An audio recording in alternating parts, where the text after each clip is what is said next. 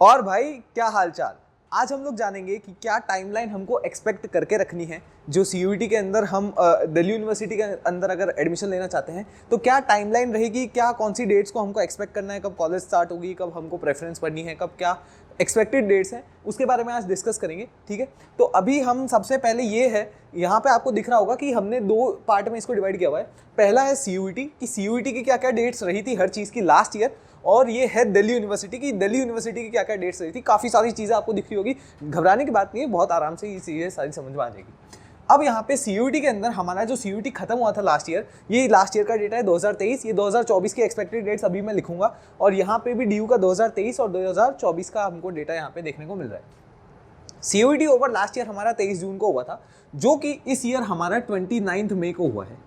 अगर हम कंपैरिजन करें, ये लास्ट ईयर 21 मई से चालू हुआ था, ठीक है, 21 मई से लेके 23 जून तक चला था, 34 डेज तक चला था, और इतना जून से मतलब करीब करीब एक महीने जितना 20 दिन पहले खत्म हुआ है इस ईयर। तो ये हमारा जल्दी खत्म हुआ है सीयूईटी। इसकी वजह से होगा क्या कि आपका कॉलेजेस भी जल्दी शुरू होगा इस साल। तो ये सारी चीज़ों को अभी हम कवर करते हैं, देखते हैं क्या हुआ था। जब हमारा सीयूईटी खत्म हुआ उसके एक हफ्ते बाद हमारी प्रोविजनल पहली आंसर की आ गई थी। टोटल हमारी आंसर की लास्ट ईयर 4 बार आई थी, और इस बार एक्सपेक्टेड ये है कि 2 बार या 3 बार आंसर की आपके आ सकती है, 2 बार तो एटलीस्ट आएगी।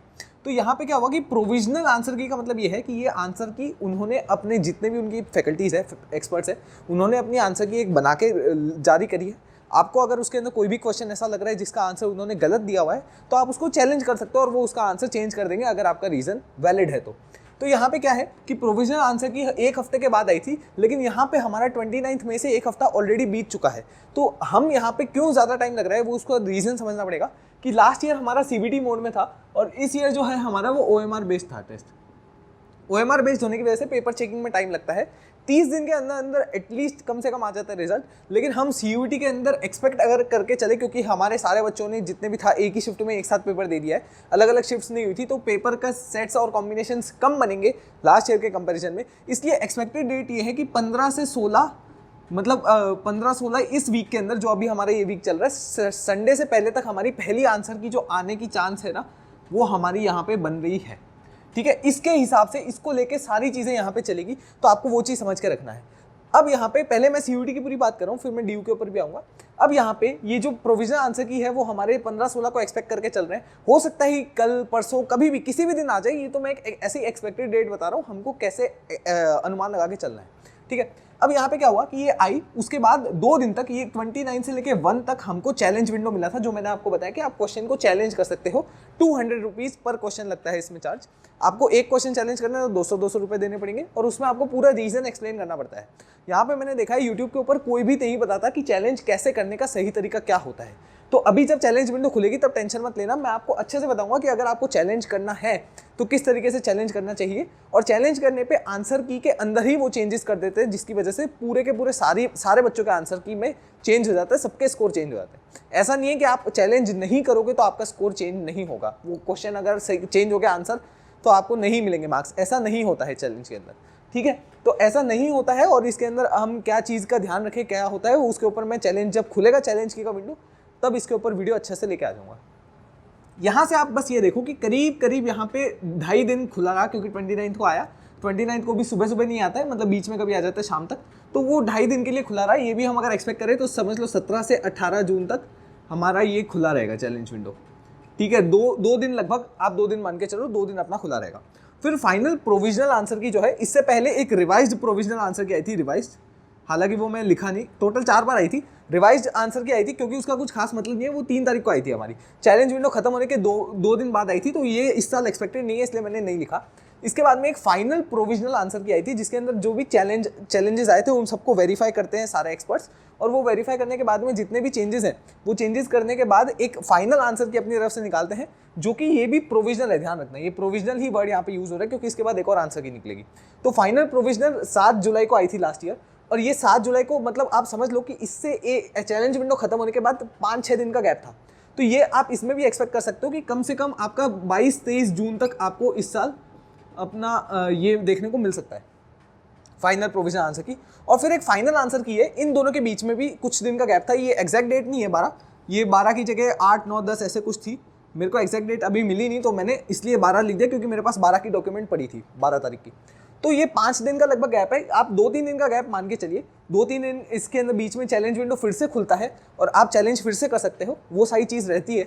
तो उसके बाद आप ये समझ लीजिए कि आपका 25 से 26 जून तक एक्सपेक्टेड है कि आपकी फाइनल आंसर की आ जाएगी। 25-26 जून तक, मतलब 10 दिन का इसका पूरा कार्यक्रम चलेगा। 15-16 तक अगर आपकी पहली आंसर की आ जाती है तो 10 दिन के अंदर अंदर में आपकी सारे आंसर की के जितने भी क्वेरीज है वो सब रिजॉल्व होकर फाइनल आंसर की आ जाएगी। फिर CUET का जो स्कोर कार्ड है हमारा, जो फाइनल स्कोर है जिसके अंदर नॉर्मलाइज होकर स्कोर निकलेगा, आपके जो 15 तारीख और 29 को जो पेपर हुए थे उनका नॉर्मलाइज होगा, बाकी सबका सेम रहेगा, उसका जो स्कोर है वो स्कोर निकलेगा। और वो स्कोर आप देख सकते हैं फाइनल आंसर की निकलने के 3 दिन में निकली है। और नीट के अंदर भी अब की बार यही देखा गया कि मतलब नीट का पेपर में अभी जो स्कैम चल रहा है बहुत ज़्यादा, वो उसके अंदर भी ये देखा गया कि 4 तारीख को उसका फाइनल स्कोर कार्ड रिजल्ट आ गया था, उससे एक दिन पहले 3 तारीख को ही उन्होंने फाइनल आंसर की निकाली थी। तो आप इसमें भी ऐसा एक्सपेक्ट कर सकते हैं कि 25-26 को निकाल रहे हैं तो 27, 28, 29, 27 से 29 के बीच में आपको अपनी वो फाइनल जो स्कोर कार्ड है, स्कोर कार्ड वो देखने को मिल सकता है। ठीक है, इतनी बात समझ में आई? चलो ठीक है, अभी हम DU के अंदर आते हैं। DU का फेज़ 1 लास्ट ईयर 15-16 जून को खुला था। पेपर उस टाइम खत्म नहीं हुए थे CUET के, ध्यान रखना, पेपर खत्म नहीं हुए थे तो भी ये खुल गया था। और इस ईयर भी ऐसा ही हुआ, 29 तक का खत्म नहीं हुए थे तो भी 26-27 मई को लगभग खुल गया था। ठीक है, CUET DU का फेज़ 1 के अंदर क्या, हम बेसिक डिटेल्स पता है सबको। अब यहाँ पे फेज़ 2 जो है वो कब खुला, 17 जुलाई को, ध्यान रखना ये 17 जुलाई को खुला। और हमारे जो फाइनल स्कोर कार्ड है वो 15 जुलाई को देखने को मिला। तो ये सारा खत्म होने के बाद में जब ये फाइनल रिजल्ट आ जाता है, उसके 2 दिन बाद में जाके ये खुला, तो हम भी यहाँ पे ये एक्सपेक्ट कर सकते हैं कि अगर ये यहाँ पे ऐसे इस तरीके का है तो हम 30 जून को एक्सपेक्ट करके चले, 30 जून या फिर 1 जुलाई को हम एक्सपेक्ट करके चले कि हमारा जो फेज़ 2 है वो प्रेफरेंस शीट भरने वाला वो तब तक खुलेगा। इसकी जो ऑफिशियल डेट CUET वालों ने, NTA वालों ने जो दे रखी है वो है 30 जून। ठीक है, मैं एक्सपेक्टेड डेट जल्दी की क्यों लिख रहा हूँ, क्योंकि ऐसा भी हो जाता है कई बार कि जल्दी रिजल्ट डिक्लेयर कर देते हैं, जैसे हमने अभी नीट के अंदर देखा था। अब यहाँ पे फेज़ 1 और 2 दोनों को साथ में क्लोज किया जाता है, लास्ट ईयर ऐसा देखा गया था। इनकी मैंने यहाँ पे देखो क्रॉस लगाया, ऐसा इसलिए है कि पहले इनकी डेट बताई गई थी कि 24 को आपका जो फेज़ 1 और फेज़ 2 है वो खत्म होंगे, लेकिन बाद में इसको एक्सटेंड करके 26 कर दिया गया था। तो 2 दिन का एक्सटेंशन मिला था। हम ऐसा इसमें भी थोड़ा मान सकते हैं, 17 तारीख से लगभग पहले 1 हफ्ते का गैप रखा था, यहाँ से भी 1 हफ्ते का गैप अगर हम रखें तो 7 जुलाई को होगा, 7 जुलाई को। और एक्सटेंशन ये लगभग 1-2 दिन का करते ही हैं, तो हम 7 से 8-9 जुलाई को मान लेते हैं। ठीक है, 7 से 9 जुलाई के आसपास में आपका जो फेज़ प्रेफरेंस वाला पूरा फेज़ है उसका वो कार्यक्रम खत्म हो जाएगा। यहाँ के बाद क्या है कि आपको देखेगा 26 को ये खत्म हुआ था लास्ट ईयर, और उसके बाद में 2 दिन के बाद में प्रेफरेंस शीट आपकी लॉक बता रहे हैं। इसका मतलब क्या है, प्रेफरेंस लॉक में ये होता है कि आपका जो इससे पहले वाला स्टेज है फेज़ 1 और 2 क्लोज, इसके अंदर आपको जितने कॉलेज और कोर्सेज के कॉम्बिनेशंस को ऐड करना है वो सारे आपने ऐड कर दिए हैं। अब ये क्लोज होने के बाद में आप कुछ नया ऐड नहीं कर सकते, ऐसा इसके अंदर होता है। ये 2 दिन तक आप कुछ भी नया ऐड नहीं कर सकते, वो लॉक हो जाएगा 28 को। ठीक है, तो 26 तक आप नया ऐड नहीं कर सकते। 26 के बाद 26 से 28 के बीच में आप सीक्वेंस चेंज कर सकते हो। कोई भी जो जितने भी आपके कॉलेज और कोर्स के कॉम्बिनेशन है उनका जो सीक्वेंस ऊपर नीचे आपको अगर कुछ भी चेंज करना है वो चेंज कर सकते हो। वो 28 तक आपको ऑप्शन मिलेगा। 28 को आपने जो फाइनल लास्ट में छोड़ा है वही फाइनल हो जाएगा और वही आपका कंसिडर किया जाएगा।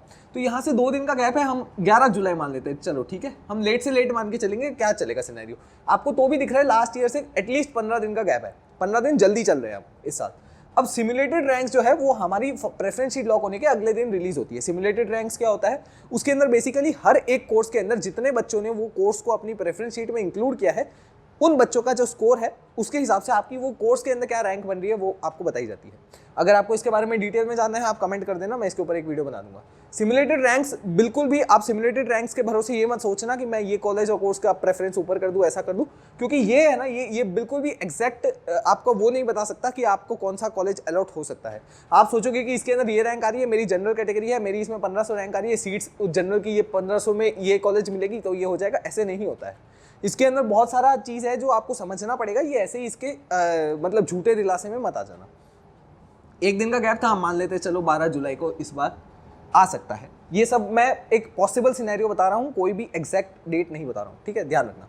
प्रेफरेंस एडिट करने का विंडो, सिमुलेटेड रैंक्स निकलते ही तुरंत आपको प्रेफरेंस एडिट करने का ऑप्शन मिलता है। इसके अंदर आप चाहे तो ऐड, चाहे तो लेस, चाहे तो सीक्वेंस चेंज करना है, अप डाउन जो भी करने हैं इसके अंदर, वो सारे प्रेफरेंसेस में आप चेंजेस कर सकते हैं। तो ऐड लेस जो इधर बंद किया था वो इधर आपका बाद में खुल जाता है, 100% खुलेगा, क्योंकि हमारे जो ड्यू के जितने भी प्रोफेसर्स हैं एडमिशन डिपार्टमेंट के, उन लोगों ने भी यही कहा है कि लास्ट ईयर के जैसा सेम पैटर्न इस साल फॉलो करने को मिलेगा। तो प्रेफरेंस एडिट का विंडो इसके बाद 1 दिन तक चलेगा, तो हम मान लेते हैं कि 13 जुलाई तक हमें, इससे आप 2-3 दिन प्लस माइनस लेके ही चलना, जितनी भी मैं डेट्स बता रहा हूँ उन सब के अंदर, ठीक है। फिर उसके बाद में फर्स्ट राउंड का एलोकेशन, प्रेफरेंस का एडिट विंडो 29 से 30 को खत्म हुआ था। 30 को खत्म होने के 2 दिन के अंदर अंदर हमारा फर्स्ट राउंड ऑफ एलोकेशन हुआ। 2 दिन में जितने भी वो प्रेफरेंसेस के साथ प्रेफरेंस फाइनल उनको मिल गई है, उसके बाद जितने भी वो एल्गोरिदम्स उनको रन करने हैं वो सारे रन करके अपना जो फर्स्ट राउंड है वो निकालेंगे। एल्गोरिदम कैसे काम करता है प्रेफरेंस का, उसका वीडियो कल आ रहा है, प्लीज़ देखना उसको और समझना तसल्ली से। काफ़ी लंबा वीडियो बनेगा, वो 20-25 मिनट के आसपास का है, तो अगर आपको समझना है एक्चुअली एल्गोरिदम कैसे काम करता है तो वो पूरा वीडियो देखना, बहुत अच्छे से उसके अंदर समझा है। अब फर्स्ट राउंड ऑफ एलोकेशन इसके हमको 2 दिन बाद देखने को मिला, हम मान सकते हैं कि 15 जुलाई को हमें देखने को मिलेगा। ओके, ठीक है।